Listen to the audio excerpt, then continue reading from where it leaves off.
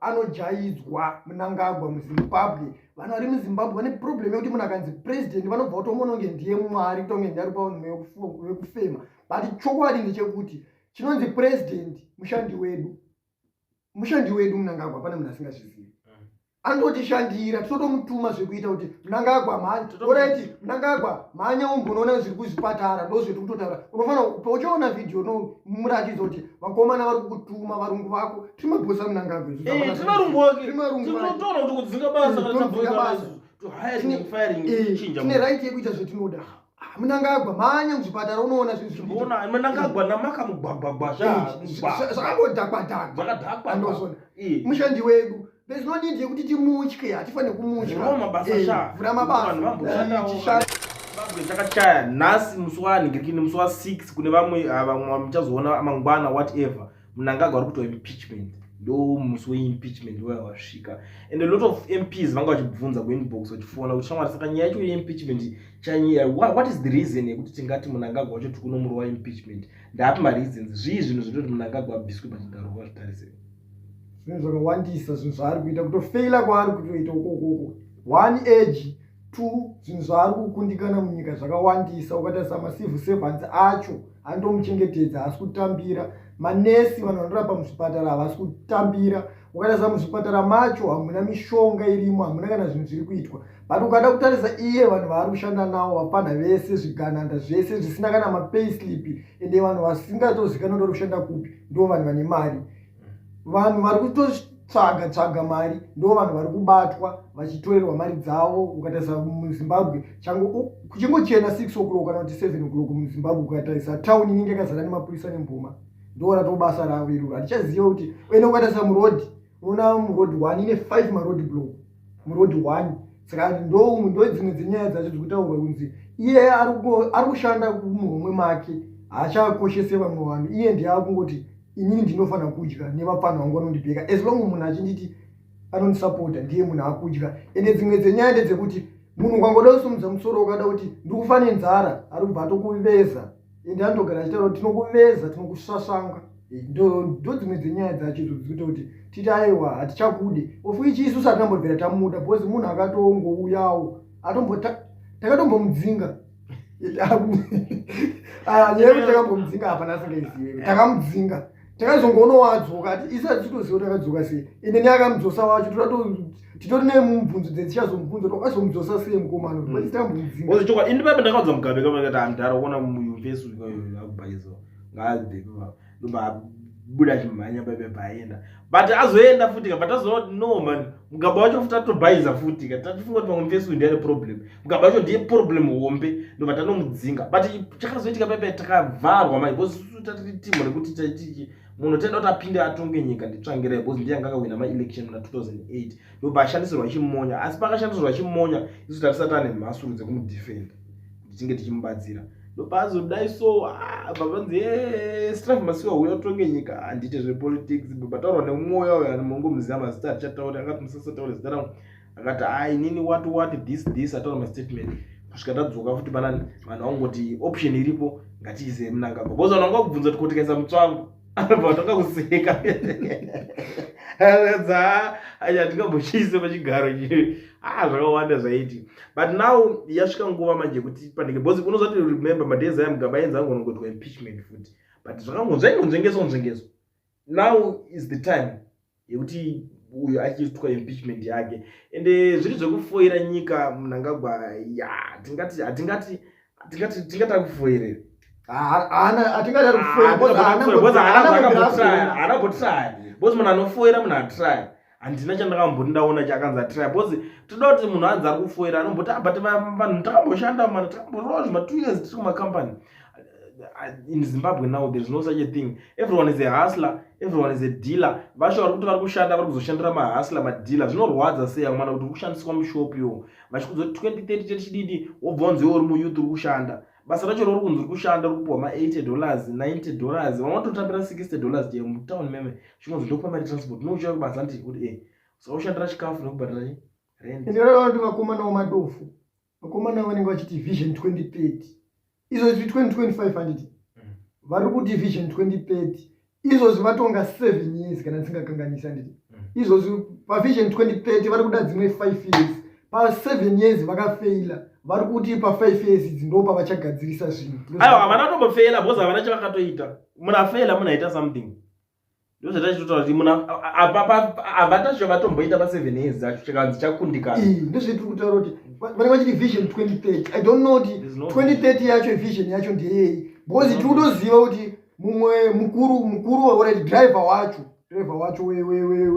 ari kudhiraivha bhazi racho mu2030 mumu haasvike ndochokwadi driver vanenge vafa inoza zvakafanira vakomana vaya mahurire kana vanoita izvozvo mairafi achabvumidza kupinda kuzimbabwe unofunga kuti ndivangana vanosvika 2030 tikadawaverenga very few vazhinji vacho vamwe kutotaura kusiya takurwara tanyanya ende nyaya yeARV uri kutaura nezuro izvototi handingati nezuro izvozvi mutauro iri kuita iri kunzi manesi muzvipatara vakutonyorwa kuti vape vanhu maARV vamwe vatone ma2 weeks vamwe vane ma3 weeks vachiti vakasvika kuzvipatara vari kusvika vachinzi hakuna maARV bati munhu ukatonyora uri kuzomapiwa akutotengeswa bati wadatasa vanhu vakaita sana Munangagwa vai vane zvimwe zvinhu zvavanototaura kuti aiwa isusu zvinhu zvibo tine mushonga wakadai so unosevha kana kuti tine 2 years kumberi tinawo mapiritsi aya bati kwada kuzotarisa vanhu vachari kuenda kuzvipatara vari kuenda kuzvipatara osvika hakuna zvinhu zvakadaro ende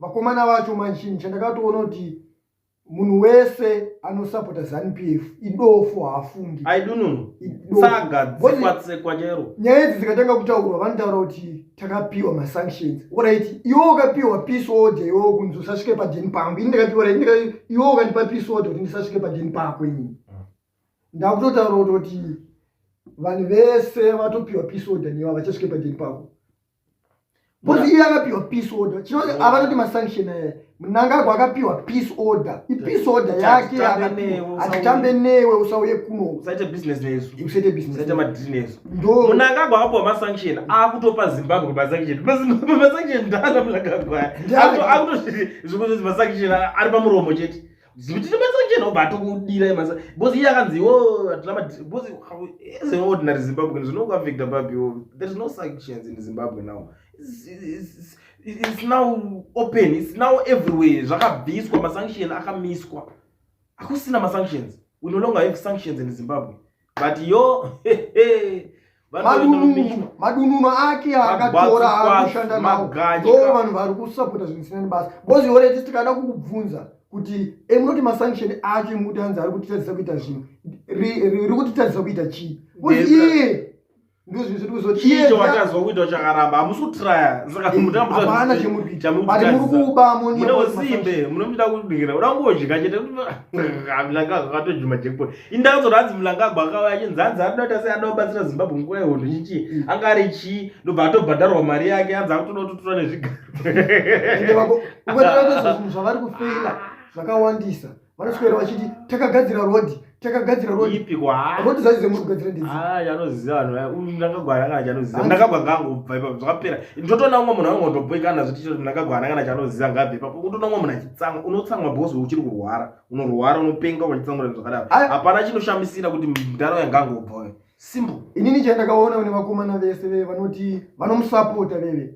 kutaura chokwadi chiripo pane vakomana veve vanomutya ende vakomana veve ndo vanhu veve kuti politics dzikamuka dzakatena unovaona vanouya kana dzakadaiso vanenge vachisapota why because ndo vamwe vacho vari kuti dzimwe dzacho inherera dzikutodyawo ma$300 dzototi tiri kutorarama but munhu wacho ari kuvashandisa ari kutora mari yakawandisa ende ukatotarisa tambotaura nezvenyaya yatino machakaire izvozvi ruma yakufamba ichinzi adzingwa ende kana muri vanhu vari musocial media mukada kutarisa varakashi mashoko avari kutaura pamusoro pamukomana Tino Machakaire wotoziva kuti hazvinomira mushe ende isusu hatina 2 weeks tambotaura nezvenyaya yechiti pane munhu muchaona achamupuka ende munhu iyeye muchazoona zvichaitika because pane dzimwe dzinyaya dzinenge dziripo ona vachinoitika kuZANU-PF vakomana vanomarana vanosaizana kusaizana kwavanoita chigaro che chakatovhurirwa ziso nemumwe ndo nyaya iripo kuZANU-PF inoitika kuti vanenge vachitotokonyana kuti iwewe ukangoita zvakati ava vanobva tangoisa pressure kuti wavo vanenge vachida ite se abva pinda pachigaro that's why uchiona kuti kunongomuka kuchikonzi muna dzingwa zvisina kana chikonzero ende akadzingwa zvisina chikonzero mangwana kunopanotomuka position iyoyo yatone munhu. Asi problem iri kuitika ndeyekuti driver wacho isusu tiri kutotaura kuti aiwa driver hamuchagona kudriver, driver wacho ari kuti aiwa ini ndinogona, but ari kudzinga mapasenja ese driver wacho ari kuti ini ndiri fit. Ko mapasenja uri kumadzingire chiyo iwo usingade kudzingwa. Zvizimbabwe zvinodedza. Unozova wachitodedzera kuti hanzi there's no vacant in the president's office. Maakutiudza imimi kuti there's no vacant in the president's office. This is our office. It's not your office. Hapasi padheni pako. You know, I always tell people kuti Mnangagwa pastate house pepe hapasi padheni pako. Hapasi kana wakatonakirwa nemavakirwo pakaita ukatonongwa kutogara ipapo life yako yatobho munenge muchinyeberana vedwe. Hapasi padheni pako. Vakaikumba kwenyu koko kuti muite zvenyu. Paipa kana tichinge tazvifunga senyika tichinge patiri kungouya neThird Republic. Hapana parinoramba uchigarapo usisiri pachigaro. Muchabva moenda kunogara kwamunenge muchigara. Ende chimwe chinhu chandinoda kuti muzive Third Republic inofanira kusvika ichitora kune vanhu zvimwe zvese zvakabiwa kubva kuna Mugabe. Toda kunzwisisa source of income yakaita kuti mari yacho akaiwana kupi akavakisa zvinhu zvese. Toda source of income. Moti toendesa maauditors ndikirikino yavono auditor kuti wealth zvese zvakadikina ini zvofanira kuauditwa senyika. Toda kuziva mhani zvakabva wakaiwana kupi mari yacho. Problem yandakatoona muZimbabwe kutaura chokwadi Mnangagwa anojaidzwa. Mnangagwa muZimbabwe vanhu vari muZimbabwe vane problem yekuti munhu akanzi president vanobva kutomuona kunge ndiye mwari kutonge ndiye ari paunhu wekufema, but chokwadi ndechekuti chinonzi president mushandi wedu Mnangagwa pane munhu asingazvizivi. Andotishandira totomutuma zvekuita kuti Mnangagwa mhanya umbonoona zviri kuzvipatara ndozvetiri kutotaura. Unofanira uchiona video nomuratidza kuti vakomana vari kukutuma varungu vako timabhosa Mnangagwa. Timarungu wake tinotaura kuti kudzinga basa to hiring firing chinja. Tine right yekuita zvetinoda. Mnangagwa mhanya muzvipatara unoona zvinhu Mnangagwa namaka mugwagwagwa zvakadhakwa ndozona mushandi wedu. There's no need yekuti timutye, hatifanire kumutya. Vhura mabasa iwewo kana uchiti iwewe uri une 80 something years wakabvisa Valerius Banda ukatora rimwe zijenerauro rakatosvava kumeso uri kuma 70 something years. Asi Valerio anonzaniwe Sanyatwe wabvisa Sanyatwe ukatora zijenerauro rakatosvava kumeso munhu wekuti ukatora fesi yake nemasau zvakafanana ubva wamupinza basa. But tikuona vamwe vanhu vari kusiiswa mabasa vachinzi munane 50 wachembera unonodya mari yako kunasa kwacho ukadonasa mari yacho iri kunzi unodya $15 ndo mari dziri kubuda kunasa. But iwo uri kuma 80 something years uri kuti vamwe vanhu ngavasiye mabasa ngaudye mari dziri kunasa. NASA iri kutora mari dzevanhu dzakawanda, but NASA yacho haisi kubuditsa mari dzevanhu. Iwo ungoramba uchingoti aiwa ndiri fit. Alright, chimwe chinhu kubva Mnangagwa achitonga chinhu 1 chandakadiscover chaakagona kuisa scarf muhuro. Handisati namboona.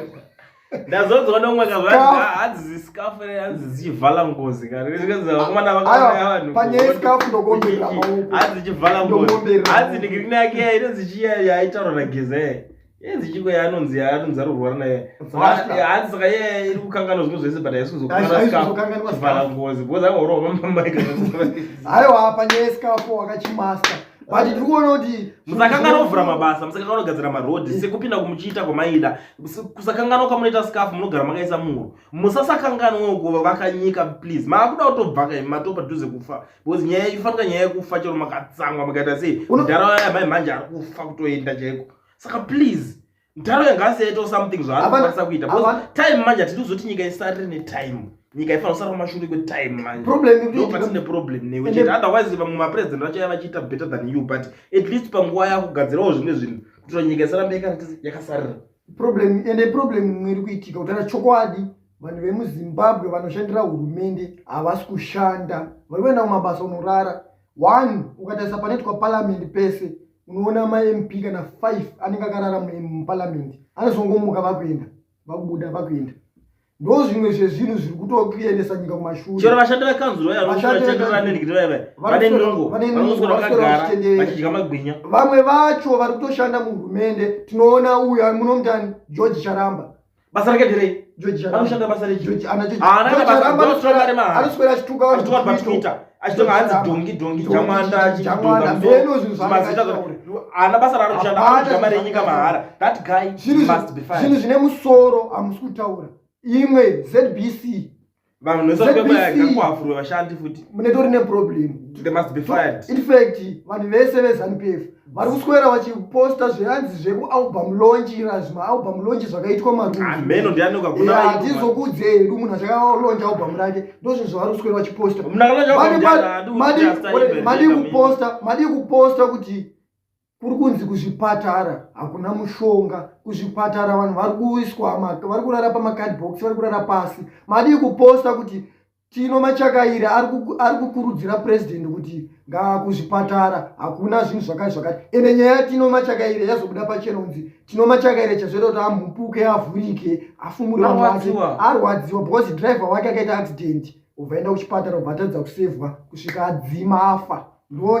Ndonyaya yeto tataure iyoyo tazoitsvaga nyaya tikaiona kudayo. Tino Machakaire hanzi driver wake akaita accident ubvaendeswa kuchipatara ubva atora nguva achitadza kusevhwa ubva aita sei ubva adzima ubva atisiya. Ndo zvaanengaita adzimo bani manje chikuitika Mwari vari kutora vanhu vasiri ivo checheyo munhu ari kunyamana chii Mwari motaketi chichiri kungonetsa paya pekuti mota iyayaka iri pakati pekufamba yorola mavhiri yopindurudzika mongoitawo kuda kwenyu hatisi kuti iyani tirongoti pamotaketi paya muri kushayiwa mota hwana yamunongonhongo ipabhere naivedu zibig head zimukuru remajuru ndori kungodiwe baba ndori kunyanya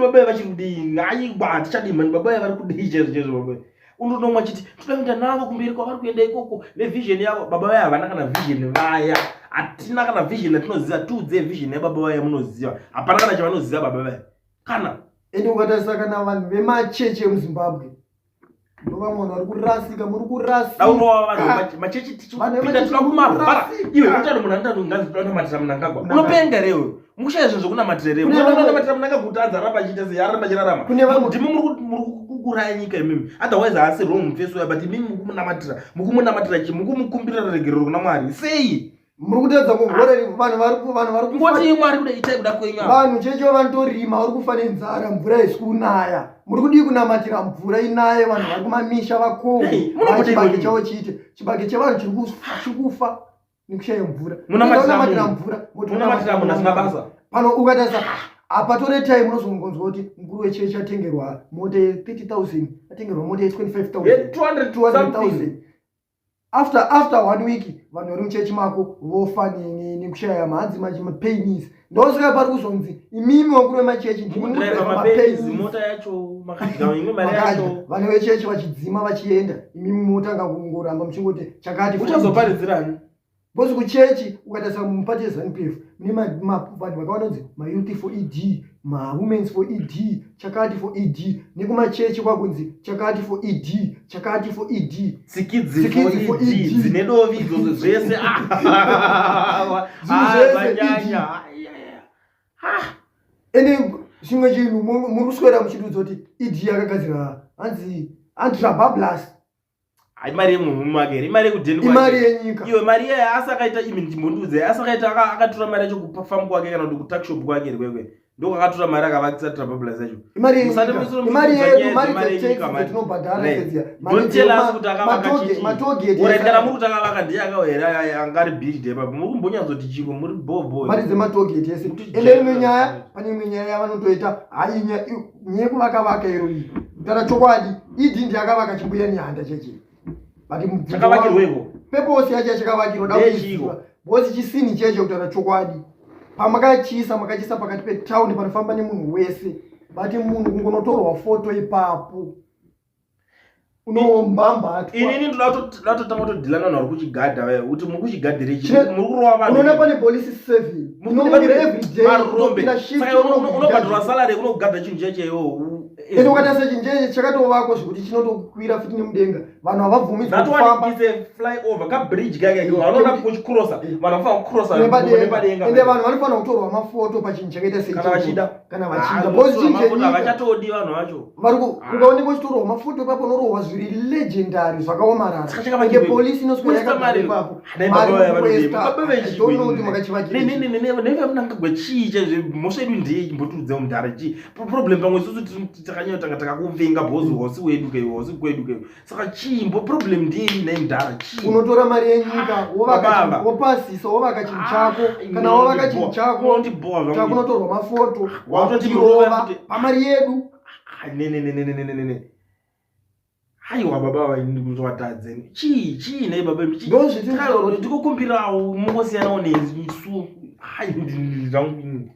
chii hatina kwetiri kuenda senyika ndonyaya dzetinogara tichitaura but ukada kutaura nevanhu veZANU-PF like kutaura kwetiri kuita undakaudzwa kuti ari kusaiza president yonotaura ndikusaiza ndigirinitokwadi muchimutya mese munongoita bootlicking mese I'm speaking on behalf of all of you because vazhinji vacho muri magashi kamadzetse evanhu akangodzingwa mangwana mutanga kuti aribhaiza aizodaiso hatikutolerate mangwana kana uchinge wadaruzi uchiita kuti aikanganisa pakati maitya kumuudza because atoti kana pane pendatadza ndiudze ingwa iripo ndozvanotaura kuti mune muchiti here is a listening president. How many times dzakazoteerera zvamunotaura munomuti is a listening president muchingomuomberera muchiti 2030 rabai muchienda momati is a listening president obati saka ndateerera vanhu vanditi svika 2030 muchienda kumboneteko naibaba musiye vechidika totyiswa naMnangagwa totyiswa naaxilia totyiswa nashoni